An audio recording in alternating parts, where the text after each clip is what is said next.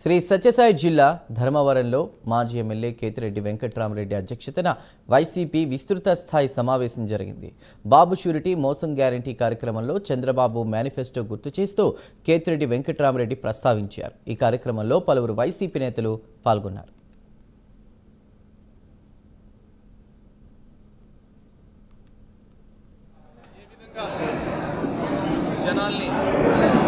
చంద్రబాబు నాయుడు గారు ఇక్కడ ఉన్నటువంటి సత్య హామీల రూపంలో ప్రజల్ని మోసం చేసినారని వివరించడం జరిగింది. అదేవిధంగా ప్రజల్ని అందరినీ కూడా జాగృతి చేస్తూ వారి తరఫున అండగా నిలబడాలి. ఈ హామీలు ఏదైతే ఇచ్చినాడో వాటినన్నింటినీ కూడా చంద్రబాబు చేత అమలు చేసేంత వరకు కూడా ఒత్తిడి తీసుకొని వస్తాం.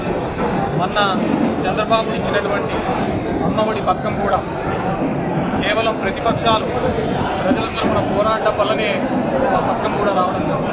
కార్యక్రమాన్ని ఏదో తీసుకొని వచ్చి ప్రజలకంతా ఏదో కొత్తదనాన్ని తీసుకొని వస్తున్నాం, కొత్త చేస్తున్నామని చెప్పేటువంటి ప్రయత్నాలు, మోసం చేసేటువంటి ప్రయత్నాలు.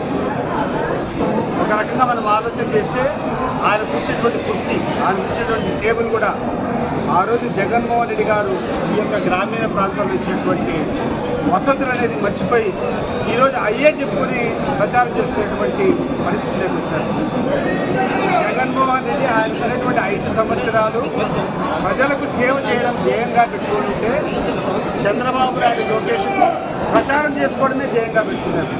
వీళ్ళు ఒక ఒట్టు ఒక నయా పైసా ఆదాయం ప్రజలకు చేయలే, కాకపోతే ప్రచారం మాత్రం చాలా ఎక్కువ చేస్తున్నారు.